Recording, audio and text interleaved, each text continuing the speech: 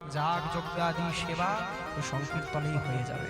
প্রেম সে বলো, একমাত্র কলিযুগের ধর্মই হচ্ছে নাম সংকীর্তন। ভাগবতের লাস্ট মন্ত্র কি?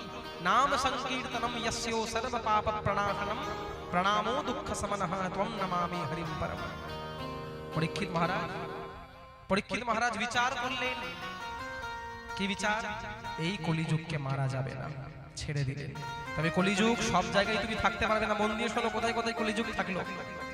দূতং পানম স্ত্রিয়ঃ সোনা যত্রাস ধর্মশ্ চতুর্বিধঃ। জুয়া খেলা, জুয়া খেলার মধ্যে কলিযুগ। আমি দেখছিলাম এই 2 দিন আমি যখন আসলাম, কিছু কিছু ছেলেপেলেরা এখানে বসে পিছনে জুয়া খেলছিল। চারিদিকেই তো এখন সেটা হয়ে গেছে। চারিদিকেই এখন জুয়া খেলার ছেলেপেলেদের মধ্যে বেশি করে। মনে রাখবে, ইতিহাস সাক্ষী আছে এই জুয়া খেলাতে বাড়ির গৃহবধূ বস্ত্র হরণ হয়ে গিয়েছিল। খুব মনে রাখবে কথাটা। কলিযুগ, যে জুয়া, যে অর্থ জুয়া খেলায় লাগে, সেই বাড়িতে লক্ষ্মী কখনো অধিষ্ঠিত হয়ে থাকতে পারে না। পানাম, মদ্যপান, নেশার মধ্যে কলিযুগ থাকে। আমি তো বলি সব জায়গায়, তুমি কোন নেশা করো? সকালে খাও রাত্রে নেমে যায়, রাত্রে খাও সকালে নেমে যায়। নেশা যদি করতেই হয় না বাবা, ভগবানের হরি কথার নেশা করো, হরি নামের নেশা করো। একবার যদি জীবনে চাপে, জন্ম জন্মান্তর আর নামবে না। প্রেম সে বলো,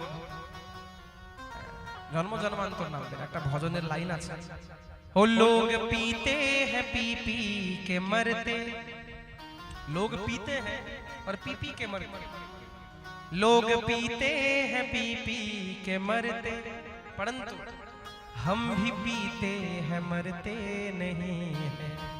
हम क्या पीते हैं? हम तो पीते हैं सत्संग का प्याला, ये तो अंगूरी पानी नहीं है। मेरे बांके बिहारी सावरिया, तेरा जलवा कहाँ पर नहीं है। চরণামৃত পান করো, মদামৃত নয়। প্রেম সে বলো। পরবর্তীতে বলেন স্ত্রী, নিজের স্ত্রীকে ছেড়ে যদি কোনো পুরুষ, কোনো ব্যক্তি অন্যের স্ত্রীর প্রতি বিন্দু মাত্র যদি দুর্ভাবনা নিয়ে আসে, সে ভাবনাই কলিযুগে এসে বসে থাকে। আর একটা বললেন সোনা। সোনা মানে মাৎসর্য, হিংসা। হিংসা হচ্ছে এমন একটা দোষ, সহজে যায় না। নিজের বাড়িতে কিছু নেই, ওটার কষ্ট নাই, কিন্তু অন্যের বাড়িতে হয়ে গেল, এটার কষ্ট। আমার ঘরে একটাই টেবিল ফ্যান, মাথার উপরে ফ্যান নাই, গরিব তাই এতদিন গরম লাগতো না।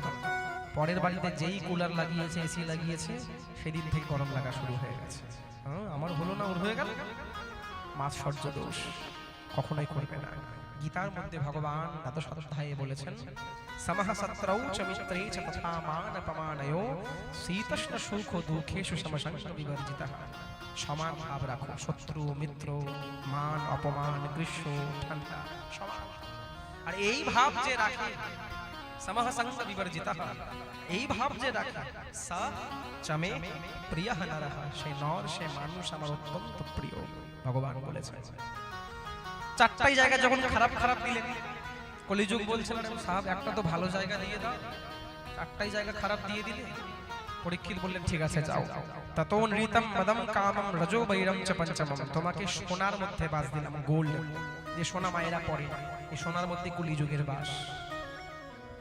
মায়েদের মুখগুলো দেখো কিরকম ছোট ছোট হয়ে গেল। মহারাজ এরপরে কি সোনা করতে পারবো না? বলে কোন সোনা? অধর্মের অর্থ দিয়ে যে সোনা কামানো, ব্ল্যাক মানি, অধর্মের টাকা দিয়ে যে সোনা অর্জন করা হয়েছে, সেই সোনার মধ্যে কলিযুগের বাস। দেখুন কলিযুগ কতটা সাংঘাতিক হতে পারে। যেই কলিযুগকে অধর্মের সোনার মধ্যে বাস দিয়েছেন, পরীক্ষিতের রথের মধ্যে রাখা ছিল অধর্মী জরাসন্ধের সোনার মুকুট, আর সঙ্গে সঙ্গে কলিযুগ সেই সোনার মুকুটে গিয়ে বসে পড়লেন।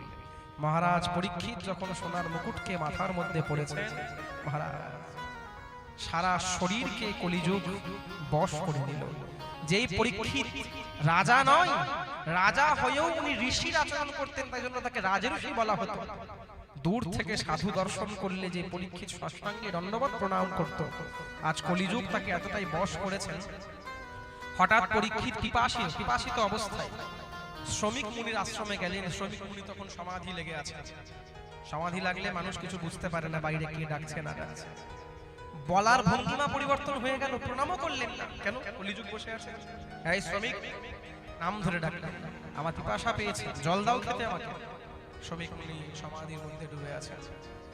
বারবার ডাকা সত্ত্বেও যখন জল দিলেন না, ভাবলেন হয়তো নাটক করছে ওই সাধু। পাশে একটা মৃত সাপ পড়া ছিল, সেই সাপকে তীর দিয়ে উঠিয়ে গলার মধ্যে পরিয়ে দিলেন। খুব ভাল লাগছে এবার দুজনকে মৃত অবস্থায় চলে গেলেন।